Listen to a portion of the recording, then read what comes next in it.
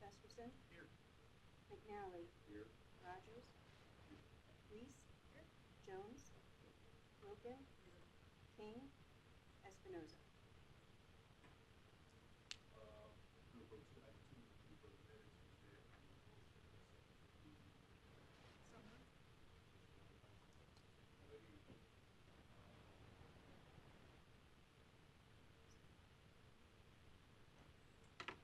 Wilkin. Yes. Wayne. yes. Rogers. Reese. Yes. McNally. Yes. Gustafson. Yes. We will go to, item three, there is a request to approve item eight, and, other than that, the motion to approve item three. Second.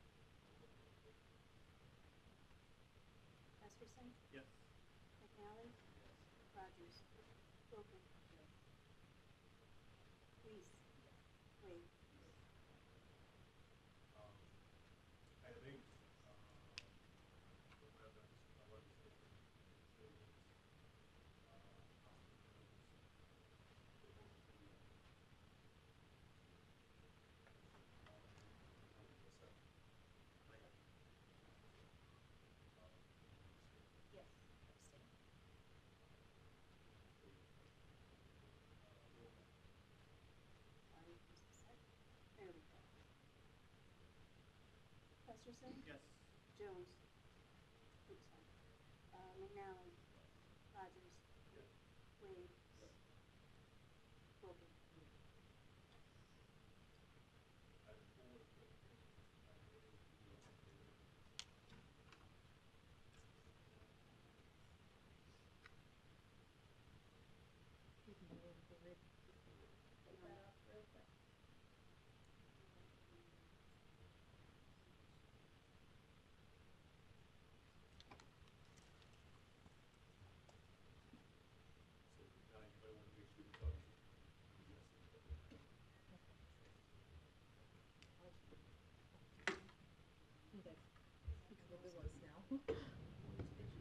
Oh, there we go.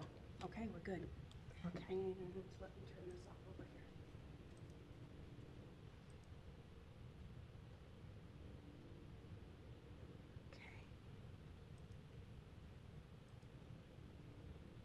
All right, I think everyone should be able to see the presentation now. Yep. Okay. I'll just pull this down.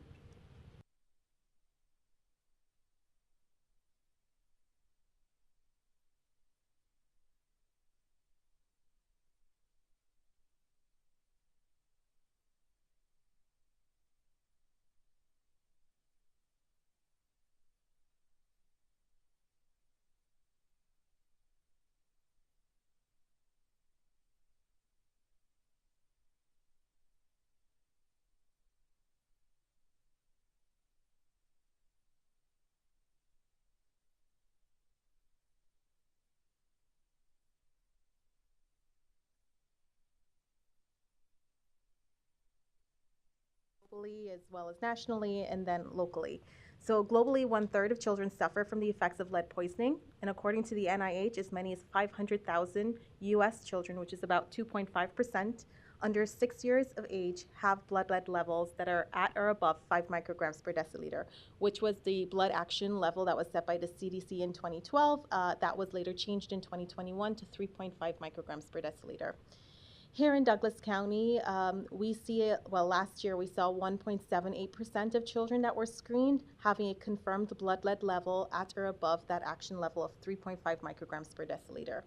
Most of these children are from minority populations, 87.6% in fact, were from our minority populations, 27.9% were Asian, 37.9% Hispanic, and 21.8% Black. So as you already know, our program is fully funded by the EPA. That funding was renewed in 2022 through a cooperative agreement, and it's a 7-year cooperative agreement. So we're now funded through September 30th, 2029, which is very stable funding for our program. Our program services include blood lead level surveillance and testing, lead risk assessments, inspections and clearances. We have the interior lead dust program, our home visits, which is basically to follow up to the soil cleanup that was done by the city and the EPA, and also lead education and outreach. Currently, we're staffed with 11 people on the team. We have 4 lead risk assessors, 3 lead program specialists, which basically are the people that case manage these cases. And then we have a community health educator and a community health worker that are responsible for community outreach and increasing awareness in the community, and then the supervisor as well as the secretary for admin. So in terms of our screening objectives, based on the CDC recommendations, children 84 months and younger should be screened on an annual basis, acknowledging that children are at the highest risk for exposure because they have those behaviors that tend to increase exposure, so hand-to-mouth behaviors, creating multiple testing avenues for families so that we can increase access to blood lead testing here in Douglas County, as well as encouraging parents and guardians to be advocates for testing because not all clinics or clinicians, in fact, do screening. This here is an overview of what we've seen in the last 25 years here in Douglas County regarding blood lead screening. As you can see, we had about a little over 5,000 children being screened back in 2000. And that has gone up. Prior to the pandemic, we had about a little over 21,000 children being screened here in Douglas County. And then that decreased, and now we're just trying to get those numbers back up. In terms of the cases that we have seen related to blood lead levels, we have seen a dramatic decline. As you can see, we had a spike in 2001 where we had the most children showing up with high blood lead levels, and that has since decreased. 10 years later, you can see those numbers went down to about 400 cases, 300 cases, and then now last year we had 298 confirmed cases of children with high blood lead levels. These are categories that we look at kind of to determine how we work in the program. And so 9.5 micrograms per deciliter and above, those are quite high lead levels, and they get the highest priority. But we don't see as many cases, thankfully. Last year we had about 40-something cases, I want to say, of children with those high lead levels. And then most of the cases are below that 9.5. We had about 81 cases that were 5 to 9.4, and then 81 or 84 cases that were 3.5 to 4.9. So most of our cases are in the lower categories, which is still concerning because we don't want children to be exposed at those low levels. You still see a lot of issues related to exposure at the lower levels. Related to sources, lead-based paint is still the #1 source of poisoning here in Douglas County. Last year, we had about 72 cases. 72% of our cases that we investigated were associated with lead-based paint, followed by spices that we've seen in our community coming in from Southeast Asia or other countries around the world. And so those affect more of our Asian populations generally. And then we have some related to soil, some other cultural products, occupational exposure, and so forth, but those are far fewer cases that we see. And in terms of who's exposed, as I mentioned before, in the first slide, we see most of our minority populations. There was a decrease when you look from last year, from 2023 to 2024. We did see a spike in our white population being exposed to lead. However, it was due to misclassification when reporting race. And so that has since been rectified, and those did go down in 2024. But by and large, it is definitely our Hispanic populations, our Black populations, and our Asian populations being affected by lead poisoning. I know this graph is a little busy. There are a couple graphs right here. On the left-hand side, this refers to the percent of population 7 years or younger that are tested for lead, and these are within our high-risk zip codes, which are east of 72nd Street.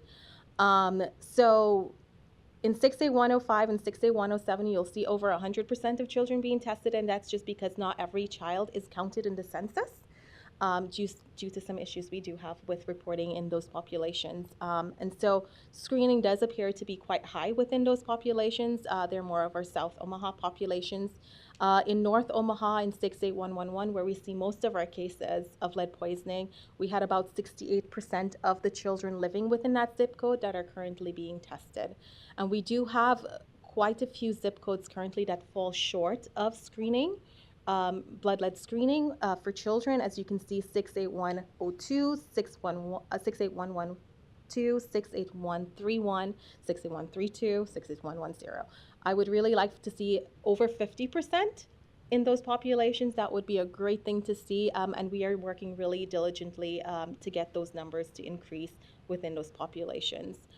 And regarding EBLs within 2023 and 2024 related to these zip codes, the yellow bar that you can see here on this graph, that is the average percent of blood lead of children that are tested that have a blood lead level in Douglas County, and it's about 0.49%. When you look at these zip codes, 68105, 68107, 68108, 68111, you can see they're well above that county-wide average. And this is because there are so many more lead hazards present within those communities related to lead-based paint. But this, I think, is something that we all should be aware of. That's how we devise our targeted outreach to figure out who we should be talking to more within the community. But I think this is something that's very sobering to see where these zip codes fall related to the county-wide average. Yes.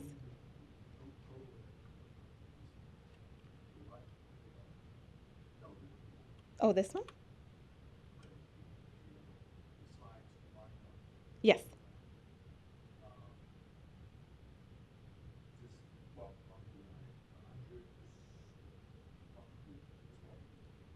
Oh, those numbers. So this looked at the population within those zip codes that are 7 and younger, and the percentage of children within those zip codes that received a blood lead test. So our numbers for screening were above the number of children reported in the census for those two zip codes. That's why it's over 100%. So they reported, let's say, 20,000 children within that zip code, or those zip codes, and we saw 21,000 children being screened. But so not all of the children were counted in the census, because I use census data to determine the population.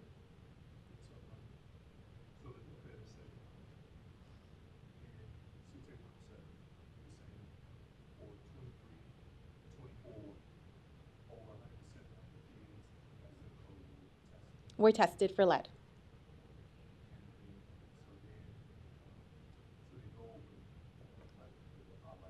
Yes. This one with the bar? Okay. Okay, so in this one here, these are the percent of children within the population that have a elevated blood lead level that's 3.5 micrograms per deciliter or above. Whatever the population within that zip code. Yeah, within that zip code. So we have, these are all above even the national average. The 68105, 68107, and 68111. So, like 110, you at 111. Mm-hmm. 2.5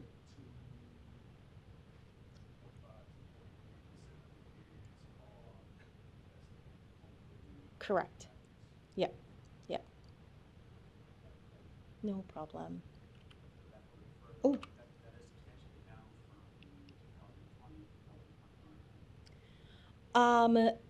Our cases, yes, it's going to be, yeah, it has definitely gone down, but then screening has also gone down. If I had put 2021 testing, 2022 testing, which would have reflected on the graph on the left, you would have seen that screening did go down within those zip codes as well. Within the Superfund site, I will say about 3,000 less children were being tested. However, I also want to say that the population, looking at the 2010 census and the 2020 census, the population of children 7 years or younger decreased as well, about 2,000. So that population decreased, or who were reporting decreased. So looking at this year in terms of blood lead screening, we've so far had close to 11,000 children being screened. We've had 205 confirmed cases, and these are both new and old cases, so our prevalent cases. We've had 109 new cases. And then, as I mentioned before, 84 of those cases were within the 3.5 to 5 category. 5 to 9.4 were 81 cases, and then 9.5 and above were 40 cases. I should also mention that in August we did have quite a few high lead levels coming across, because in August we tend to see more screening. Children are going back to school as well, and we did have one case that required chelation, unfortunately. So we responded very quickly to that one. In terms of our cases that have closed, we closed 148 prevalent cases in 2023, 124 in 2024, and then this year we've so far closed 57 cases. This is what we love to see. We love to see cases being closed. And children's blood lead levels have gone down. That means they've gone down below that 3.5 micrograms per deciliter. This is a zip code map looking at the distribution of cases. In the yellow highlighted area are those 11 zip codes that are in our high-risk communities. In the circle, 68111, 46 cases so far this year. As you can see, that is more than double the amount of cases for 68104 and 68107. And this is very much on par for what we usually see year-round. Within these zip codes. We have 170 of the 205 cases that are within our high-risk zip codes. So what are we doing to increase screenings? We've had our partnership with the WIC clinics, so the Women, Infant, and Children clinics. We've been partnering with them for a very, very long time. We partner with our federally qualified health centers, so Charles Drew, One World, Fred Leroy, to have screenings completed and ensure that there is reporting that's being taken place within those communities, as well as universities. Nebraska Methodist College, we've been partnering with them since 2016 to conduct blood lead screening in Omaha public schools and Head Starts, as well as some daycares they've done. And then Creighton, we provided them with a Blood Care 2 analyzer, which are those point of care instruments to do testing on site. And so they have been doing that on and off since 2023. And so they're also going to be starting up this fall to do screenings in private Catholic schools as well as other daycares within the Omaha lead site as well as outside, so expanding screenings. We do not pay them for screenings. We just provided them with a machine to conduct those. And then we also partnered with the University of Omaha, so UNO here in town, to do a service learning sort of project with their chemistry class where they were able to test spices, which is our second leading cause of lead poisoning here in Douglas County. And so students in the first year chemistry class, Chem 101, or maybe it's 100, they conduct testing. They'll go to stores here locally, so local ethnic stores or big box stores, and they'll buy spices and then they'll test them. And then determine exactly what those what the results are from that. And so that's been really good citizen science learning, and they've been able to do raise a lot more awareness around the younger population regarding this. So in terms of our WIC screenings, it's basically 4 locations here in town that conduct these screenings. For the last 7 years, there have been 13,101 tests conducted. And the graph kind of shows what happened during the pandemic, how screenings went down, and now they're going back up. This past year, we've had 1,667 tests completed so far. So we're hoping that we can ramp up. I will say that we've had Charles Drew and One World. There have been some staffing issues, and so I've reported that in our monthly update to you. But it's definitely affected screenings, and so we're hoping that with more stable staffing and so forth, we can increase the number of screenings that are being done at those locations. Nebraska Methodist College, again, the graph looks at the up and downs of how screenings have been going, but they have been steadily improving since 2022. From 2016 to 2024, they've screened 6,177 children here within the Omaha lead site. This past year, they've done 198 tests, but most of their tests are completed within the fall. And so they did start back up screening in September, which is this month. And so we'll have more information in the reports later on, so next month.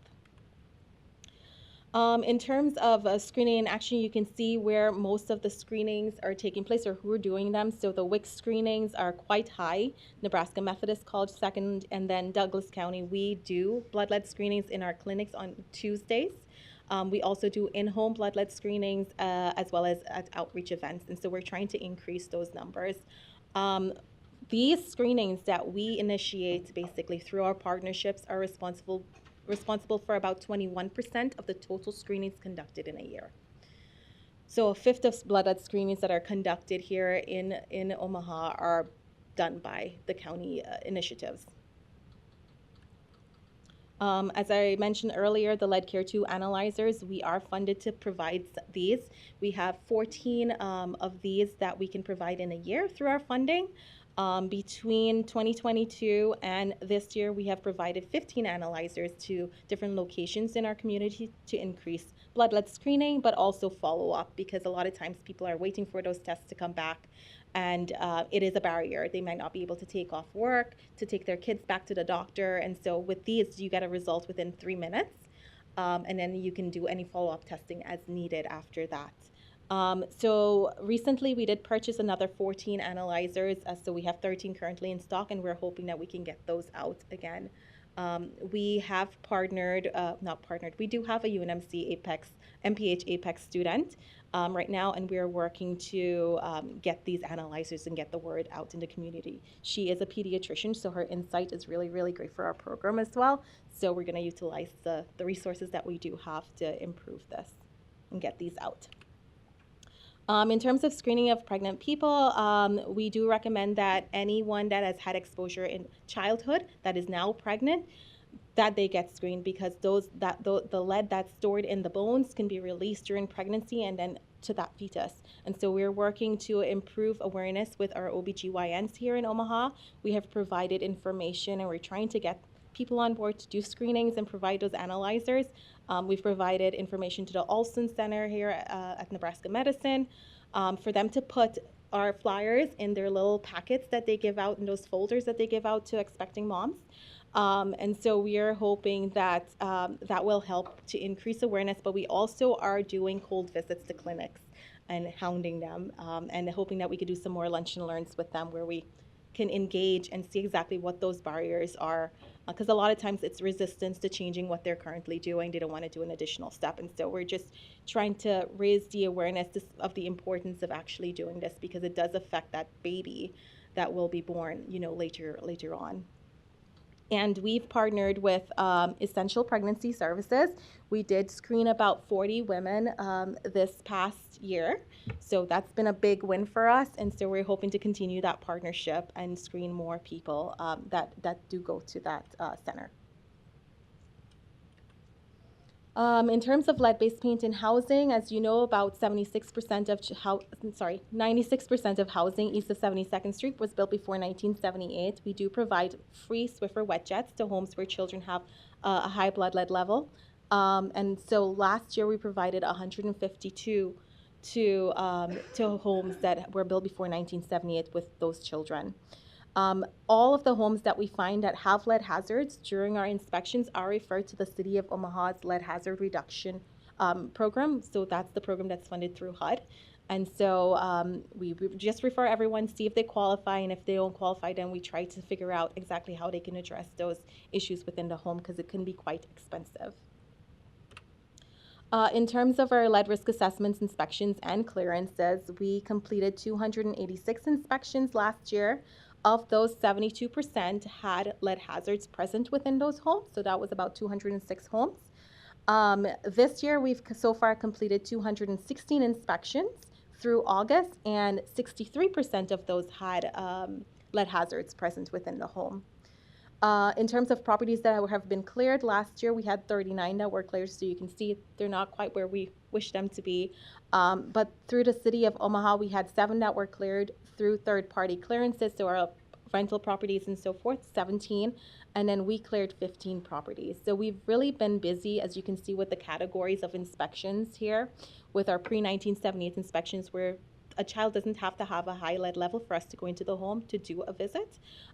We did 101 of those, and then for the EBL inspections, there are the different categories, so you can see how many we did, and then how we're tracking this year as well. We did increase clearances. You can see we had 15 last year, and now we have 25. In terms of the interior lead dust program, which is the follow-up to the soil cleanup that's being done by the City of Omaha and previously the EPA, we do provide free HEPA vacuums with that program for qualifying properties. And so far, we've done over 7,400 properties or homes. We provided them with vacuums and done dust sampling as well. This program has been running since December of 2010. Our goal basically slowed down to match the city's cleanup rate. So they do about 100 properties a year that they clean up. And so our goal is 100 of these homes that we provide vacuums on an annual basis. And so far we've been pretty much on par with keeping up with that goal. Regarding our current lead ordinance, as you all probably know, we do have a lead ordinance here in Omaha that was put into place in 2012. That lead ordinance basically is people are made aware of it or even activated when we go out to do an inspection into a home and then notify the owner that maybe they have violated that ordinance. There is lead-based paint present within the home. There are hazards. They haven't been cleaned up. They need to clean them up. The ordinance gives them about 30 days to address that. We have a current draft of the ordinance that we are proposing, and it's a rough draft, but these are some things that we have put into the draft. We have mandatory lead testing for children that live east of 72nd Street, because realistically, we are not testing all children. In Douglas County alone, there are about 26% of children on an annual basis that are tested for lead. Within the Superfund site, the rates are higher, but it's not over 50% of children that are being tested. There are about 25,000 children living within the Superfund site that should be tested, and we have a little over 9,000 that are tested on an annual basis. So we really are going to strive for mandatory blood lead testing within this area, as well as mandatory access to the health department to conduct risk assessments in homes where children have elevated blood lead levels. And then we do recommend a mandatory risk questionnaire for children living west of 72nd Street, because we do not live in a bubble. Children come into these zip codes. They may be coming regularly to see a grandparent and so forth. So we want to make sure that these children are also being assessed for risk when they go to a visit. Regarding pre-1978 housing and lead-based paint, in the ordinance, we do propose a registry so we can keep track of these housing for rental properties, as well as a lead maintenance certificate, which will be renewed on an annual basis. All this is just negotiable. These are pie in the sky sort of things that we're striving for. So the lead maintenance certificate would be for properties that do have lead-based paint, to ensure that they are being inspected on a regular basis, because we have seen through our investigations properties popping up multiple times with different children being poisoned after we've been into these properties. So we're trying to see, what other cities are doing across the country and seeing if we can have something like that implemented here in Douglas County, in Omaha specifically. And then lead and soil, we would like for rental properties and these other properties listed here, mandatory testing and cleanup if they do exceed the cleanup standard. So daycare, schools, residential, rental properties, as well as outdoor recreational areas where children can be found at. We would like the soil to definitely clean up. Currently, per the EPA's record of decision and the residential plan that they have, all of this is voluntary for cleanup. It is not anything that's mandatory. And so for rental properties, especially in places where children frequent, we do think that it is in the best interest to have mandatory cleanup if they do qualify. Currently, it is free, so it's a plus. And then lead and water mandatory testing in schools and daycares. I do know that Head Start, they do have mandatory testing for water that was implemented recently, but we would like this to be mandatory for schools and daycares. In terms of addressing lead in spices and consumer products, oh, sorry, yes. I can go back.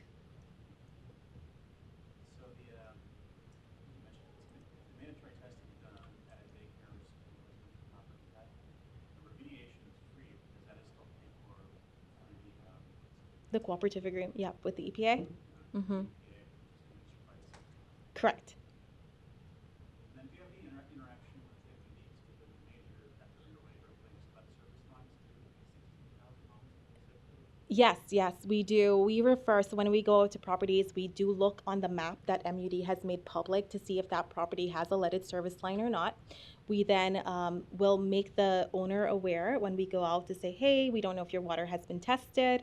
And we will refer that property to MUD for testing and for follow-up. They also provide a water pitcher to those homes, and those properties will also be put on a higher priority that we refer for replacement of those service lines. I believe those service lines that's also funded. Yes, correct. There is funding. There was state funding that was put in place by the state legislation to address that. And I think MUD also matches some of it. All right, regarding spices and consumer products, we have received funding. Dr. Hughes had applied for a grant through Sherwood, and we did receive funding to purchase a new XRF, so that's our X-ray fluorescence. Kind of looks like a space gun that we use to do testing for paint, and this one will have the capability to test spices, which will increase our ability to provide that information to the public. So we'll be using this at outreach events. People can even later on we will announce they can bring their spices to the health department. We can test them by appointment and provide those results to them. And this also will help to open up testing when we go out for cases as well. We do have limited funding regarding lab testing that is now being done by the Nebraska Department of Agri-Lab. We have $10,000 set aside for testing. However, it is very expensive to conduct a test, to test one sample. And so it's about $40 a sample to get tested. And so this will help to expand our testing in addition to those funds that we do have. We are working with the state on a repository to make results public from the testing, and these will be lab results that we have had conducted through whatever certified lab that we're using at the time. And so the state also is working on nationwide to have a repository that will be something where the general public can go on and they can find those results. I do want to mention that between 2018 and 2024, we've tested 1,456 samples, and 620, which is about 42.6% of those samples, have tested above 100 parts per billion. That's what our recommended limit is for lead in food or consumer products related to if you're consuming it. Currently, there is no standard set nationwide, and so that's what we've been using because it's the standard that they currently have for lead in candy. In terms of our outreach objectives, we basically want to increase awareness, increase our screening numbers, increase number of inspections, interior lead dust visits, as well as collaborations within the community to increase awareness and generally make sure people know what's going on with lead within our community and what the health department services are. So we do have an annual advertising campaign that's been running. We currently have a contractor that we use who's a local company, so they're very much embedded within the community. They understand our community. And so you've probably seen billboards around our community with the black and yellow signs, the lead poisoning in children under 7 is scary, as well as on social media and TV ads. We do have ads on Telemundo. We sent out direct mailers to homes. So we're trying different avenues to try to reach people. Social media has been very effective with getting people to go to the website, which is the fightled.org website. We have a form on there that you can see on the bottom right-hand corner of the screen that people can fill out to request more information. But our social media campaign has been going well in terms of we did a podcast with the Sky One, which is in North Omaha, and we then took little clips and snippets and we posted it on social media with ads basically. One of our ads had over 56,000 views, which is great for any health department. So we know that the word is getting out there, and our websites had about 22,000 impressions. So people are visiting it. So we're hoping that next year we'll see improved screenings when we look back at this year. In terms of our outreach numbers, in-person outreach, as you know, due to the pandemic had decreased, and so now our numbers are going up. Last year we had close to 26,000 people that were reached through community events. This year we've reached about 10,013 people at 108 events within the community, and we do have, as you can see, a list of languages that we provide information to members of our community here. So outreach is robust. With our community health worker and our community health educator, they are constantly busy. We have breakfast and learns, which basically are the events that we go to in the mornings at Head Start or OPS elementary schools. And we provide like a little fruits and some edibles to parents, and then engage them in conversation while they're dropping off their children as well. And so this month has been very, very busy for our team with those events. We also do survey our program to see exactly how we're doing. We conduct surveys. Last year we did 257 surveys. These surveys include confidence questions as well as knowledge-based questions, and you can see here how people did. On average, there was an 88.27% of people that took these, and that was the score that they received. We also asked them, how satisfied are you with with our program. Is there anything that that we need to change? Our satisfaction score is currently 98.74% per our results from last year.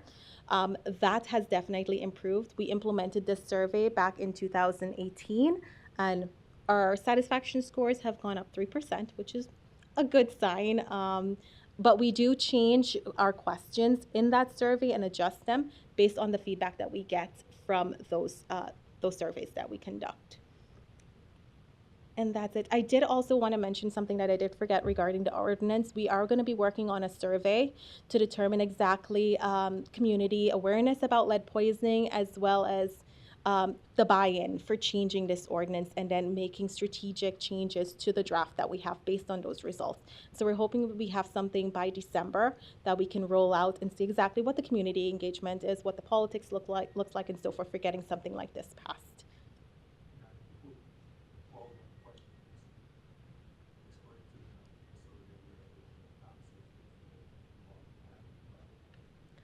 Okay, so sure. So Flatwater Free Press had reached out to us last year and kind of made us aware that they were interested in looking at lead poisoning in Douglas County and the legacy that we've had here. They did receive some funding from a national publication. And so they have been providing test kits for soil, to test soil within the community to see exactly what those lead levels are after cleanup has been conducted at a property. And so they're currently still, it's ongoing. They're still doing that testing to see what those lead levels could be within the community. They've reached out to us at the health department regarding the health side of the Superfund site, regarding our recommendations regarding soil lead levels. If they don't qualify for cleanup, what those lead level, what do we tell people within the community? And so we've just been, and we have provided them with aggregate information. So that chart basically that you've seen with screening numbers and our EBLs over the last 25 years, that information has been provided to them. So aggregate numbers for on an annual basis up until last year have been provided with them. So they're looking for background information basically regarding what the health department has done to address lead poisoning and raise awareness here in Omaha. They've reached out to the city of Omaha as well regarding the soil cleanup and their involvement with that, as well as the EPA that were responsible for soil cleanup up until 2015. They're looking, I think, at the efficacy of the cleanup.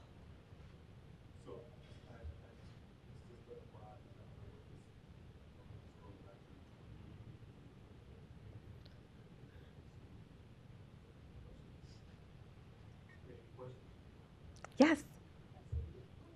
Hi. Two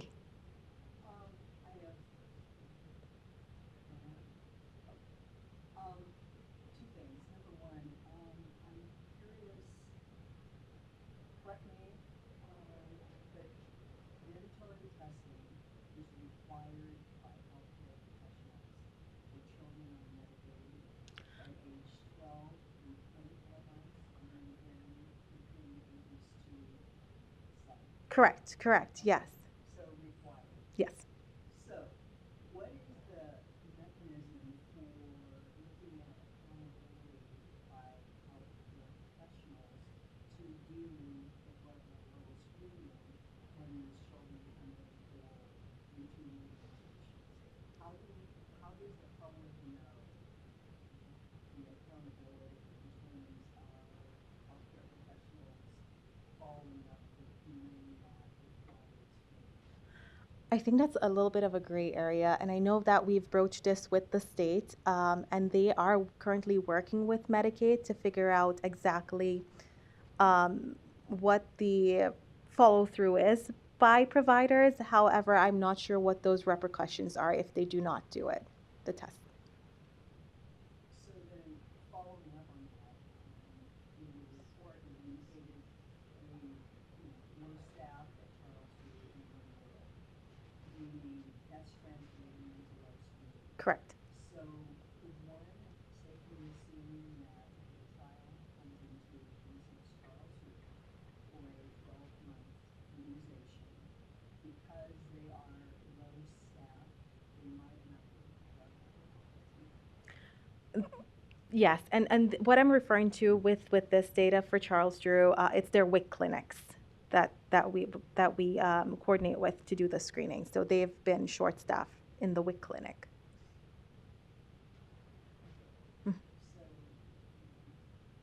well, I'm gonna talk to you individually. Okay. Okay. Because this has been one of my passions and Yes. research that I did years ago in terms of missed opportunities for something that's entirely preventable Yes. by healthcare professionals. Yeah. So And anyway, I will say on the other end that there has been a lot of interest in the Omaha-led site. Um, we had been contacted by there were a couple universities that were basically coordinating to do a study here on the lead site to see exactly what test scores are looking like for children that are in the that live within that area over the last 20 years. What exactly are those trends?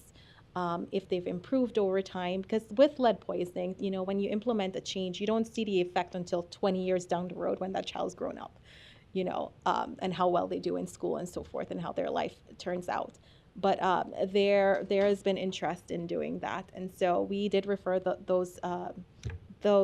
two researchers to the state for data because they were looking for educational test scores. So it'll be good to just get everything from one place. But yes, there is a lot of interest in looking at educational outcomes in the Superfund site.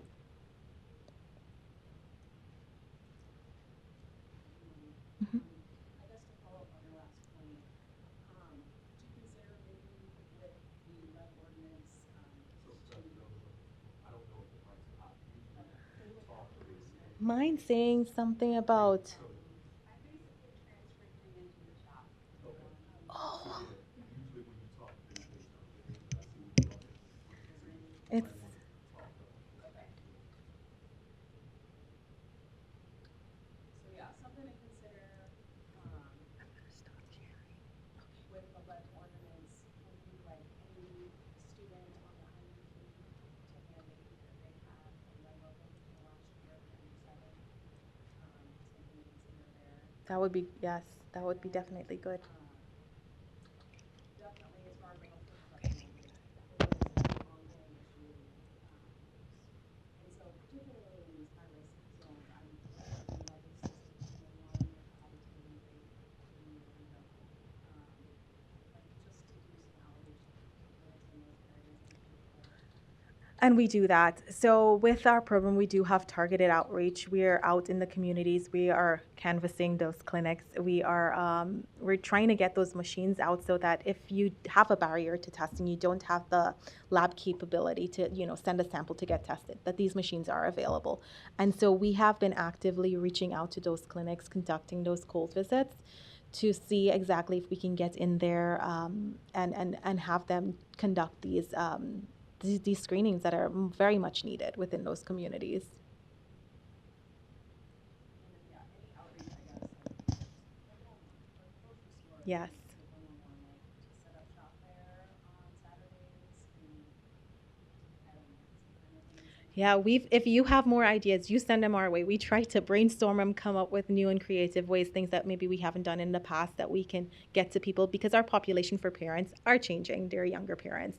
They're not doing the traditional things that they usually do, that we've seen in the past, and so we have to adapt to meet those needs as well. But thank you. Yeah, another thought I had was the neighborhood cleanup days. Sometimes you're waiting in the line and somebody got the opportunity and you're not there to maybe set the shop to offer. And we have changed our scheduling as well. So we do have someone that's now on staff. She was on maternity leave. She's back now, but she can do lead screenings on Saturday. So yeah, we're trying to expand. Just one follow-up to that, so I was pleased to hear your comments about the outreach. I think that's important for the same reasons Dr. Jones was citing, but then also maybe as a test case, shout out to Adam who's in the audience and the food ordinance that came through the city council, which was not easy to get passed. Mhm. But I think the key portion of getting that passed was all of the outreach they did previously with interest groups and stakeholders, and in this case, families and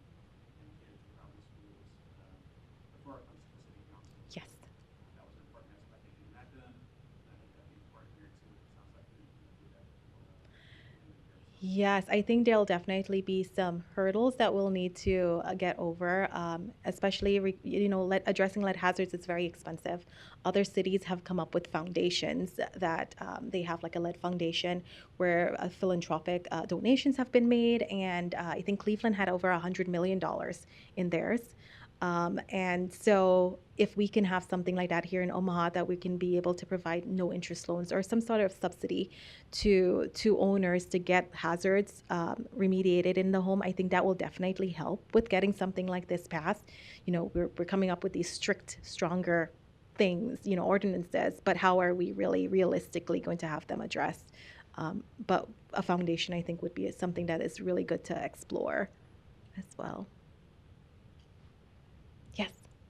Sorry, I'm gonna redirect back to spices. Yes, You said there's no standard on spices. correct. So that's not 100 bucks. Yes. Sort of maybe a moot point, but are we going back and seeing if they're self-employed or if they're getting incorporated grocery stores? We do collect that information when we go out. And so we've actually partnered with Adam's group to provide information to our local ethnic stores as well. Is that a trend that we see more and more imported? Majority of them that we come across with the higher lead levels are from ones that are brought into the country by whoever's consuming it, by the resident. Exactly, self-imported. And then the other ones we do see, they're being imported. We had one case where it was 680 something parts per million. It was quite very high. And so that was a product that was purchased here in town locally. And so that's why it's so important to partner with our food inspectors that are going out to do education and inspections. Because, oh, go ahead. Are grocers, restaurants, are they cooperative with it? I mean, what is it once you point this out? Because if there's no standard, you can't force them to take it off the shelf. Correct. You can't force them. There is no standard. You can't force them to take anything off the shelf. If they're in a different language and they're not in English, then we can have them pulled from the shelves. Correct, Adam? Yes. So some of them that we've come across, they've been in some different languages, and I know that stores do pull them once the inspector goes out if they come across them, but it's not you don't know if it could go back up. Online vendors. So we've seen recalls from Amazon. Lately, there was one regarding a aluminum pot that is used by a lot of our immigrant populations, our Asian populations, that did have lead in it. It wasn't painted; it was just in the actual composition of the metal, and there was a recall for it. The FDA was made aware of it, and there was a recall regarding it. So there is a push. There's a national push to have stricter, stronger standards. We have met with the FDA. Last year, I had a conversation with them regarding what their move was going to be to set a standard, because this is a national problem. It's not just something here in Omaha. And so back then, they were trying to see if they can work through some sort of way to set a standard across the board. It's easier, I think, for things like cookware, but not so much spices, because consumption, you don't know what it is. There is an amount of lead that the human body can consume, but you can't really determine that because you don't know what the level is in the spices. And most recently, we've had issues with cinnamon being imported into the country. I don't know if you guys have seen all the cinnamon stuff in baby food that was recalled a couple of years ago. And just yesterday, I got a notification that more cinnamon was being recalled. This was in New York, that was being imported into the country. And so it's a big discussion to have, and I'm not sure how we're going to address it, but I think there needs to be some sort of a standard and accountability on the part of the manufacturer and distributor, because it is coming into our communities. And it's kind of hard to regulate, especially if people are bringing it into the country. We do partner a lot with our minority serving organizations to provide information to them to ensure that they are aware of it and they're sharing that information. Restoring Dignity is one of those organizations that did home visits. And so they have this little packet that they do with slides, and we provided them information. Excuse me. as well as our spice brochure that we do have translated into 9 different languages so that the community is aware. But we're still looking to see who else we can reach out to, because we just discussed this in our staff meeting regarding the cookware that was found and recalled recently, to how we can get that information out to the people that are actually being affected by it.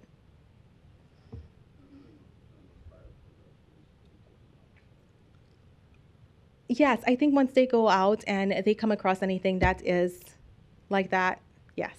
But we will be looking to see what we can do here locally. I'm not sure what we can do. I know there are places like New York that do have local guidance regarding products that are coming into the ports and what they do with it, like ceramic dishes. If they test high for lead, they'll puncture holes in them so that people can't cook in them.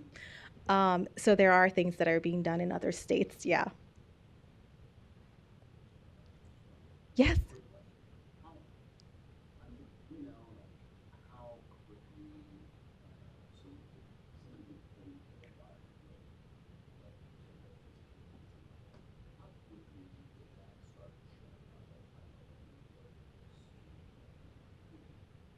Immediately or? It could be immediately. It could be this child, like we've seen recently with our chelation case, they consumed lead-based, like paint chips. The child ate the chips. It got into the body and then it's absorbed really quickly. Does that level come back down after you in that environment, or does it take a while, or is there certain things that have to be done to get that out of the So nutrition is a very is something that we talk a lot about, proper nutrition. But the half life of lead, so to get rid of half of the lead amount, let's say a child has a 28 microgram per deciliter level. To get to 14, it takes 28 days. So every 28 days, then that level will go down by half. Um, that's what we typically see. I did want to tell you guys a little entertaining story that happened recently. So we had gotten a call from the state about a family that had been exposed to lead. They were power washing their house like people tend to do before they paint here. And lead chips had gotten into the yard. They have chickens. The chickens ate the paint chips and they laid eggs. And then the eggs were tested and they tested high for lead. So they couldn't consume that. They were exposed to lead. There weren't any children that were under 7 years old. So the state did address that case.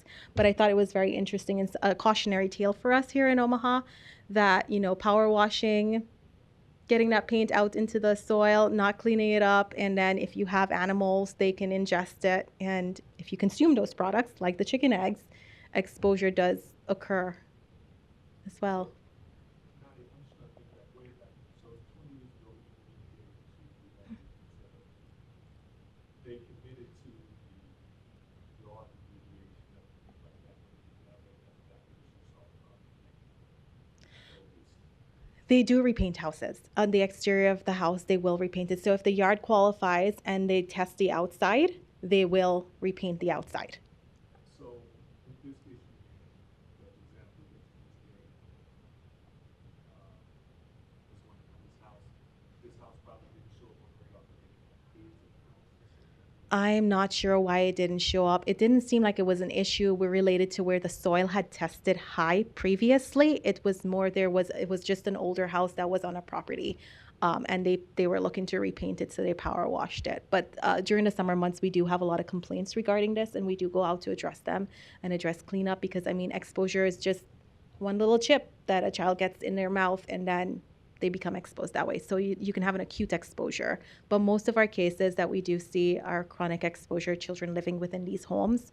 And so those lead levels generally take a little longer to go down because, again, to address lead hazards, lead-based paint in a home, it's very expensive. We only have limited resources available within our community to address it.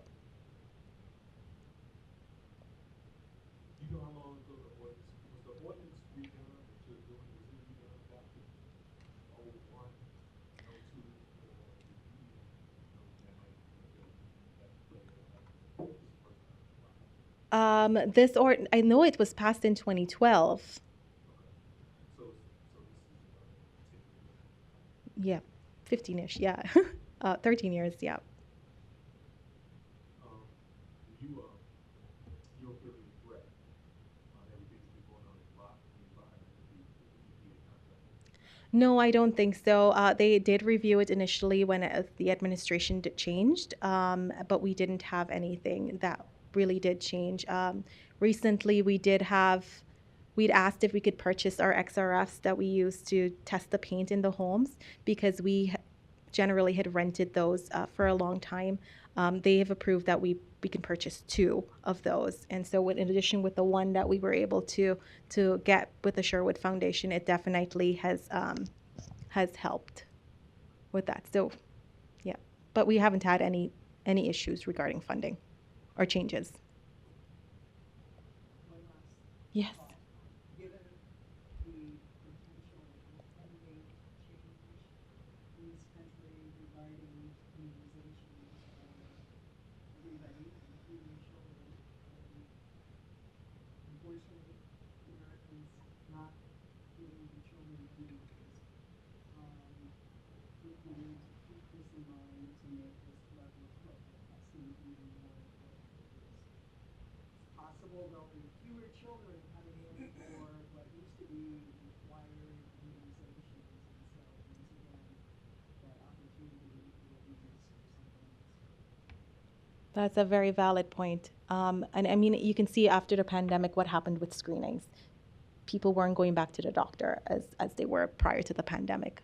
So yes, that I do expect that to affect our numbers. All right, thank you.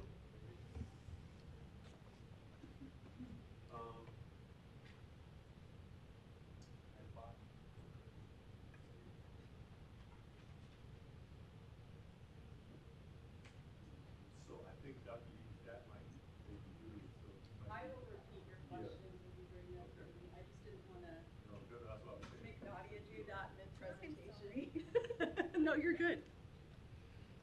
Flexibility is our friend. All right, good morning, board. A few updates for you today. Just a few communicable disease updates for you to get us started. Wanted to let you know that we have had our first couple of cases of human West Nile virus identified. No deaths at this time related to that, but we have had a couple of people who have tested positive for that. That is not abnormal for this time of year, so typically we start to see those diagnoses kind of coming in late summer, early fall, and so that's not necessarily a big surprise. Hopefully our numbers remain low in terms of those coming in. There is an Ebola outbreak that is happening in the Dominican Republic that is not correct. It is not in the Dominican Republic. It is in the Congo right now. It is in a fairly isolated area there, so we're not going to see issues so much with lots of travel in and out of that area. However, there is, of course, always the possibility of doctors and other providers who are going into that area to provide care, who could potentially have exposures, and those individuals could be brought back to specific places such as Omaha with the biocontainment unit. So we're just keeping our eye on that. There's nothing at this time that's impending, but I did want to let you know that it's out there and we are watching it, and if needed, we'll start to parallel our public health response along with the biocontainment unit at UNMC. Also, just a quick note that yesterday there was a press release that came out from DHHS. There has been a case of H5N1 flu identified in a dairy cow. That is in central Nebraska. I don't have any specifics for you in terms of even what county that is. We just know that it's in central Nebraska. There is no human illness associated with this at this time that we are aware of. That's always something that we're watching for, especially in those who are caring for or handling those cattle. At this time, they believe that the risk remains fairly low to the general public, but did want to make sure that that is on your radar as it is on ours as well. So we'll continue to watch for any developments of that. And I'm sorry, I don't have any more details. That's basically the content of the press release that we received yesterday on that. A couple of other quick updates for you. Tomorrow and Friday are going to be big days in public health. So the newly reformed or reappointed ACIP committee will be meeting. This is the independent committee that works with CDC to make recommendations around vaccinations for people, especially for children. So tomorrow and Friday, like I said, those meetings will be ongoing. What we know at this time is that COVID vaccination, MMR, and Hep B for children are going to be on that agenda. We'll be watching that information very, very closely. We expect a fair amount of debate to happen around that. And so we do have people who will be watching that, listening to that in real time and kind of monitoring that situation, and we'll basically watch and see what recommendations end up coming out of that. So what happens from there is ACIP makes their recommendation to the CDC. The CDC then generally accepts the recommendation or rejects their recommendation, and that information is used by a number of agencies, organizations, and companies around the nation, especially insurance companies, to decide whether or not they're going to be covering vaccines based on those recommendations. So there are pretty far-reaching implications from the outcome of these meetings, so I will keep you updated. I do recommend, if you have the bandwidth, to maybe check in on those conversations. It should be an interesting couple of days, we can say that. We are having internal conversations around what we might do if those recommendations change. One of the concerns I have is that if let's say the hepatitis B vaccine and the MMR are no longer recommended, or if those recommendations change significantly from what they are now, it could impact how we receive vaccines for children. Talking about the program Vaccines for Children, so VFC, a number of our hospital systems and providers around the community are VFC providers. We also are VFC providers.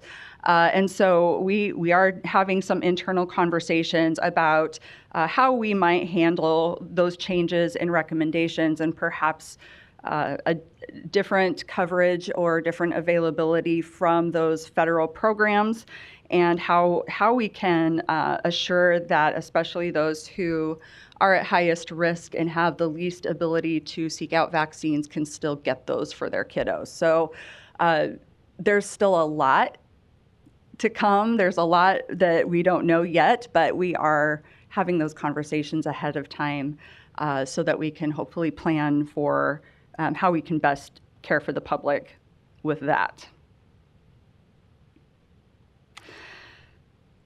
Some more internal events, and Mr. Festerson, before he had to leave, did mention this. So Chapter 11 of the Omaha Municipal Code, which is basically the food code, has undergone quite significant revisions. And after a lot of work on the part of Adam Carlson and his team and food safety, we're able to really collaborate really well with our community and impacted partners, including restaurants, the hospitality industry here in town. They were able to get that code passed. So we're very, very happy to have that updated. It's been a very, very long time since the food code has been updated. One of the most significant changes there is around requiring food handlers training for people who are handling food. And of course, that comes with some fees. And we have actually under the guidance of City Council and working with them, we did opt to waive the fee for that for people under the age of 18. So we know that we have a number of teens who this is their first job, working in a restaurant or food service. And so we want to ensure that that remains accessible for them. So we did do that under the recommendation of our City Council, and it passed 5-2. So we were very excited about that. And I just have to also add my shout out to Mr. Festersons for our food safety team and all of the very hard work that they put in on that. And I also want to give a shout out to our legal team at the county attorney's office, and also to Tim Dolan at the city attorney's office, and all of the very hard work that they put into getting this moved through. It was quite the effort. I wanted to point out to you, and this will be in your report along with all of your division reports that you get every month. There's actually a strategic plan update in there for you this time around. I was going to pop this up on the screen for you, but unfortunately, my computer has decided that the battery is going to die on me. So I did not bring that up here for you to see it die mid-presentation.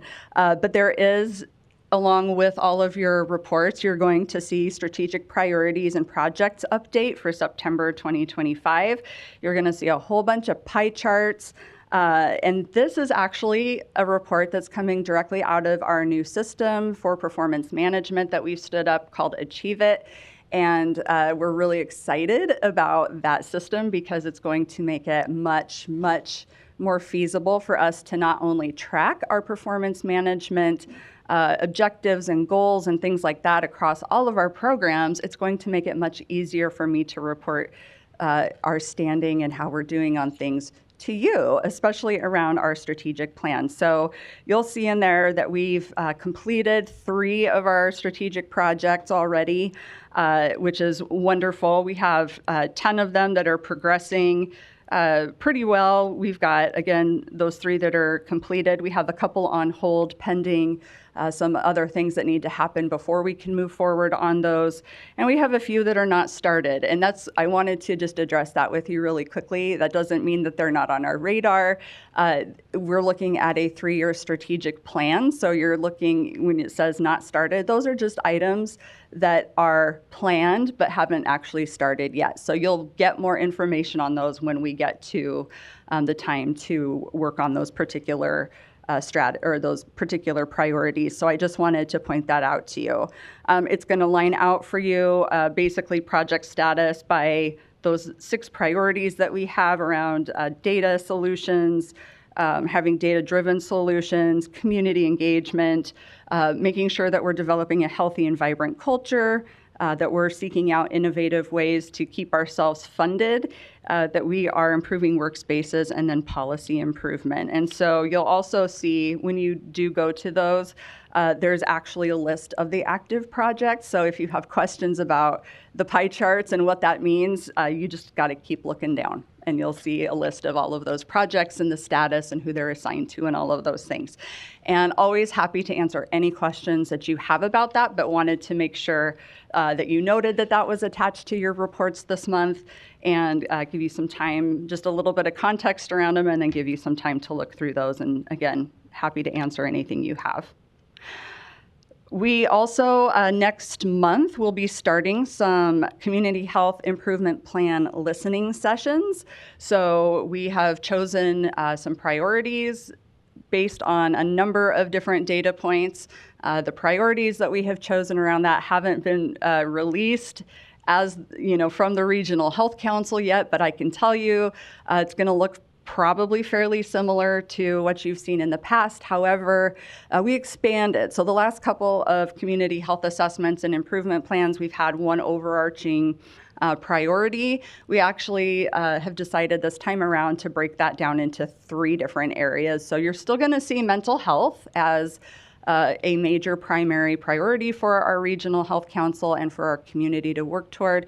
You're also going to see social determinants of health pop up there, and that will be narrowed down. That's a really, really big topic. And then also access to health care. So we're doing a few more. I'll bring you some more updates, but I wanted to put it on your radar now that we will be having some listening sessions here in Douglas County. We're planning 4 of those, and then we are also doing a Facebook Live this time around. I don't even know what that's like, and I am so glad that I have a communications supervisor now who can walk me through what that's like. I've never done a Facebook Live, but we're going to do one to expand access to our community, to give us feedback on that community health improvement plan process. So look for that coming out very, very soon.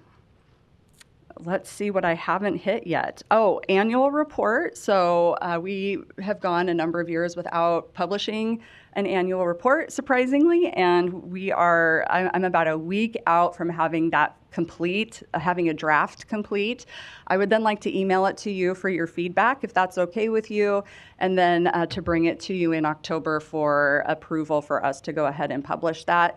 But it's been since before COVID that we actually prepared one and published. So we want to make sure that in all transparency, we're getting that annual report information out to the public. And I think that's it. Happy to take any questions you have.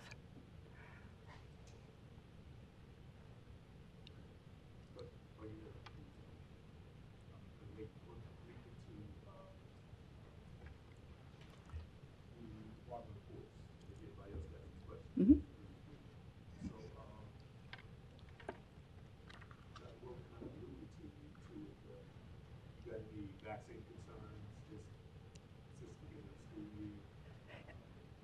Definitely. Yes. The report says there's always increases, but I'm curious overall what you might have any concern. So the question was, do we have any concerns around vaccination with school starting up? We do. So this is not a concern that is special to Douglas County. This is really something that all of us in public health and in the healthcare field are feeling across the nation right now. We are seeing our immunization rates drop. And so, you know, the lower those rates get, the less ability we have to cast a protective net over our entire population. So that herd immunity that many people rely on. So you have babies that are too young to become vaccinated. You have people who have immunocompromised systems who aren't able to become vaccinated, or who their immunity just isn't good. We really rely heavily on that herd immunity to keep everyone safe. And so we definitely do have some concerns as we're seeing those vaccination rates drop. We also have a data problem. I'm going to just put that out there. So we do not have a great way to accurately gather vaccine data for Douglas County. So we do not get exact numbers of who's been vaccinated or what those childhood vaccination rates look like. We can get estimates basically by pulling, we can request numbers out from the state, from the NESA system. We have to put in a public records request in order to get that out, and can take some time. We also get a report annually from our school systems. That report is collated by DHHS, and we do get that annually, that basically says what the vaccine rates are in different school systems, but not all the school systems are not required to report that, and so it typically is incomplete. We usually have some school systems who haven't provided that data. So again, we do not have great data to tell us what our vaccination rates actually look like here. We're just kind of using the best data that we do have available, but we do know that across the country, those vaccination rates are dropping. So when you hear about the very high number of measles cases that we have this year, that is likely due to those lower vaccination rates in those communities. And sometimes those are closed communities, sometimes they're not. So we definitely have seen things like that increasing, and if something such as measles is rearing its head in the community, then we certainly worry about all of those other vaccine preventable diseases as well. We've had a couple of rough years with pertussis, so that also is something that we're seeing increases of kind of over time. We're seeing more pertussis than we used to in the past. That used to be kind of a special occasion sort of a thing where we didn't see it, except for maybe a couple of cases here and there. And now we have outbreaks of pertussis that are happening. And we have seen those rates go up since school has been back in session. So we are definitely seeing pertussis cases here in the metro as well. So do we have concerns around immunizations? Absolutely. This is one of the reasons we're keeping such a close eye on the recommendations that may be coming out in the next couple of days from ACIP, because again, that has a lot of ramifications for how we're able to assure that people don't end up getting life-threatening vaccine preventable diseases. So you said the schools are now required to report to the state. Correct. We have to do a public records request. So essentially, anytime we want data, we basically have to go through, and we're going through this with other things as well, where basically we have to put in a public records request. We can note on there that, hey, this is for a local health department. This is not, necessarily the public asking for something or a reporter asking for something. This is a local health department, which basically can expedite that process a little bit, but it can take quite some time for us to actually get data back through that process. Can they say no to a local health department? They can. Typically, things like immunizations, they'll ask us what the purpose is for our request. They haven't said no to us yet, but they do ask, what are you going to do with this data? So in full transparency, there is quite a process. There is a fair amount of red tape that we have to go through to get data. So I always thought we had our own data capability. So you're saying the schools are not reporting. So what is the process that we are estimating? So what's the process we are estimating that? What is the process that we are how we are estimating vaccination rates? Because we do not directly collect that data. We do not have a surveillance system. So, things that are reportable or that the state collects, those are reports that are made directly to the state. They are not made to us.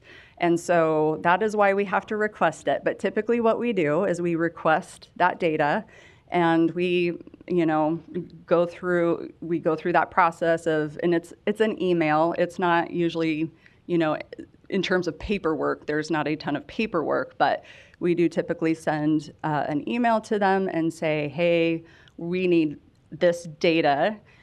Here's why we're asking for it. So usually it's for surveillance or for, our own local decision making in public health. And then we send that in.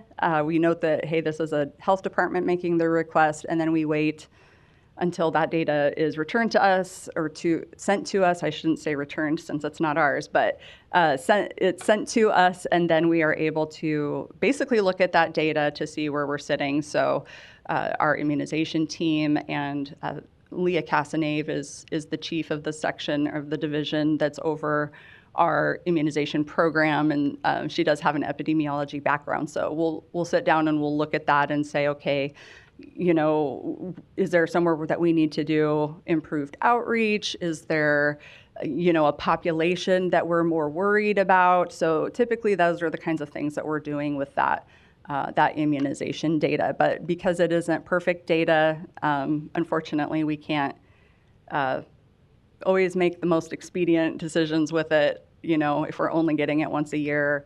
But yeah, that's how we're doing it. So my understanding in the reports that they've sent us is that they're not required to report it. And I will just preface that with that's a bit of an assumption because we do get those reports with some school information missing. Have you asked what your position is? Data? So Share that with you? that's a really good question. So Dr. McNally asked if we've worked with physician groups around town to get that data. So oftentimes they are reporting into Nessus. So that's the big state immunization reporting system. But it's not required for physicians or providers to report immunizations. So not everybody completes that information. And we can get it if we go through the state to ask for it. But that is one challenge that we have. It's incomplete data because it's not a requirement for providers. You ask like children's voice count. Oh, sure. Great, you get their numbers. Yes. You calculate what percentage of our physicians are Yes. that constitutes. I think Yep. we need answers on all of that. Yes, and that's a yes. So Dr. McNally asked if basically going straight to our local health systems might speed that process up, I think is what I'm hearing. And so that is certainly something that we could do. And in fact, with our expanded regional health council, so now we have representatives from each of our health systems and our FQHCs that sit on that council. And we do meet on a regular basis. That is perhaps an environment in which we can have these discussions about getting better data, at least locally. Okay. So I just want to make sure. At one point did I hear, I brought back, I thought I heard somebody in the department say we had something before all this started happening, pretty high vaccination in the state. Yeah. Yeah, so for those online, Mr. Rogers asked if we had reported some time ago that we have pretty high vaccination rates here in the metro, and the answer to that was yes. We, at least with the data that we had, the vaccination rates looked pretty good. Okay, see no further questions. There is next meeting scheduled for October 15th. Let me say to the board, I mentioned to you last meeting, just for evaluation purposes, if you have any narrative to send, you do. I've got it in one person, so if I don't get the narrative from you, just know. So, with that, is there a motion to adjourn? By Mark, by Doug, roll call. Wade, McNally, Yes. King, Esperson, Jones, Rogers, Espinoza, Wilkins,